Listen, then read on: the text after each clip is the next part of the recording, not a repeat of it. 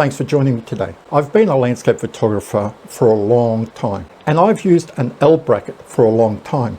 But an L bracket, like the one that's on my Z6 II here, has its flaws. The problem that I've found with it over the years is that if I'm taking a photo in landscape orientation and I want to change it to a portrait orientation, I have to take the camera off the tripod. Now, you might think that this is not a big deal, but understand that every time you take the camera off the tripod, move it and put it back on the tripod, there lies your biggest risk of something going wrong. During the day, we can see things and it's not too bad, but it's still a hassle. But when it comes to twilight photography, either very early in the morning or late in the afternoon, or even astrophotography, when there's no light around, this is a big issue, because photographing at night, we don't want to use lights because we lose our night vision.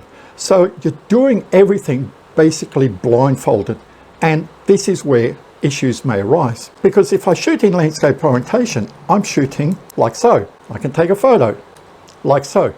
Then if I want to shoot the same scene in portrait orientation, I've got to take the camera off, swap it around, put it like this, and take a photo. This is where the problems arise, because it's always a matter of taking the camera, putting it on, and this is where sometimes, if you're not very careful, problems may arise. Because if you're not careful and you're not watching what you're doing properly, you could actually be putting the camera on the tripod, you're all excited about taking a scene, you're locking it down, and you haven't locked down the L bracket properly, and your camera can fall off.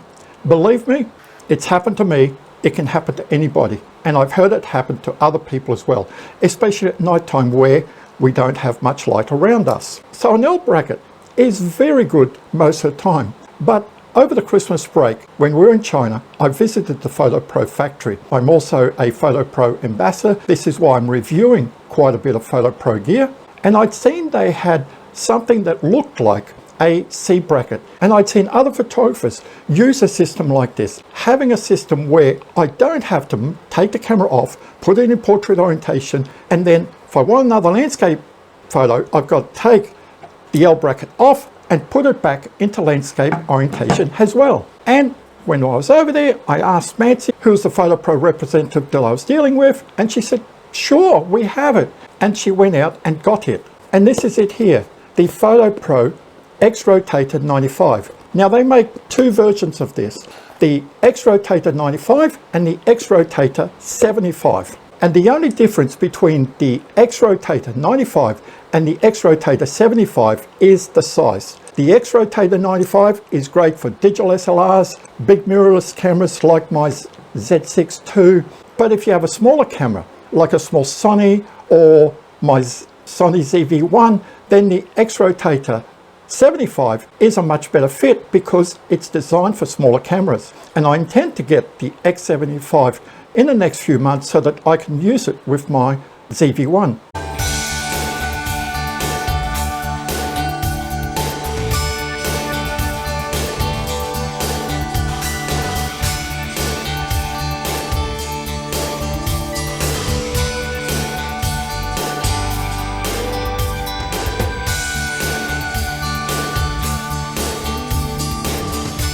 Before I attach it to my camera, I just want to go over how this X-Rotator works, because it is quite simple.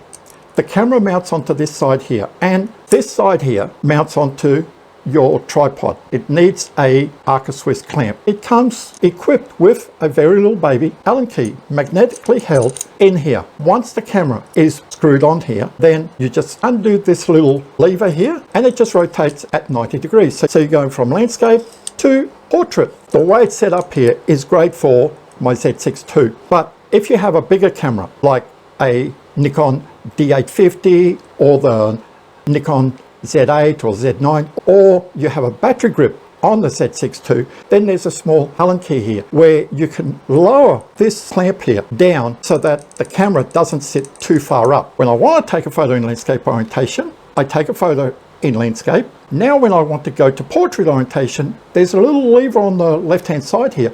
I just release it, turn it to portrait orientation, and take a photo. No need of having to remove the L bracket, put the L bracket on. And you see how quickly I did that? Whether it's during the daytime or nighttime, I don't have an issue now of having to worry about undoing the L bracket, putting it back on. I might take a couple of photos in portrait, and okay, well, I'm going to move to another spot. Then, okay, well, it stays like this. The next spot is landscape. So I just undo it again, turn around and take a photo. Now, I really like this setup because not only I don't have to move the camera around, but it also means I'm not wasting time. A few days ago, I went out on the Pine River. It was just on twilight and there was this beautiful golden light just shimmering on the river, and this little mangrove tree there was just beautiful. I had this X-Rotator on my camera. I took a photo in landscape, and within 15 seconds, I took the following photo in portrait orientation. No need to undo the L bracket and change it around. So I didn't lose any time. Landscape photographers who photograph at this time of the day know that the light disappears very quickly. That beautiful light is gone so quickly. So I was sure that I didn't miss the opportunity of photographing an image in landscape orientation or in portrait orientation. There is only one downside if you want to be picky about the X-Rotator compared to an L bracket. And that is because on the L bracket here, the camera is mounted right in the center of the tripod. So if I'm photographing a tree, it is right in front of me. And then when I take the camera off, put it back into portrait orientation, I can have the tree right in the center. There's no need to move my tripod or readjust the camera. This is where the X-Rotator has a slight flaw because it is a one size fits all. When I go from landscape to portrait, the camera is slightly off the center of the tripod, as you can see in this image here. So I have to adjust the camera just slightly, and that is the only issue that I found, but it is such a minor issue. I'll put the link where you can buy this from Fotopro in the description below. Like I said, it comes in two sizes, the X-Rotator 95 and the X-Rotator 75. Now, I mentioned that the X-Rotator 75 was great for smaller cameras. And the reason I'm wanting to get the X-Rotator 75 is because when I shoot videos on my ZV-1, they're all shot in landscape orientation.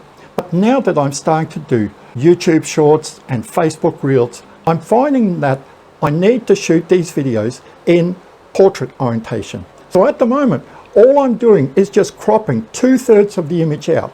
This means that my image is much smaller. With the X-Rotator 75, I'll be able to rotate the ZV-1 from landscape to portrait and get 4K video in portrait orientation instead of cropping it down to where the video resolution is quite low. So whether you have a small camera like a Sony mirrorless or a camera like the ZV-1, or you have a much bigger camera like the Nikon Z6 II or the Canon cameras, then the X-Rotator 95 is a much better fit for your system. Now, in closing, Fotopro have supplied me quite a bit of gear already, and you'll find them in the description below with the links to those reviews. If you have any questions about the Fotopro gear that I've reviewed, even in the comments, I'll answer your questions. So thanks for watching, stay safe, enjoy landscape photography or nightscape photography, and I'll see you next time.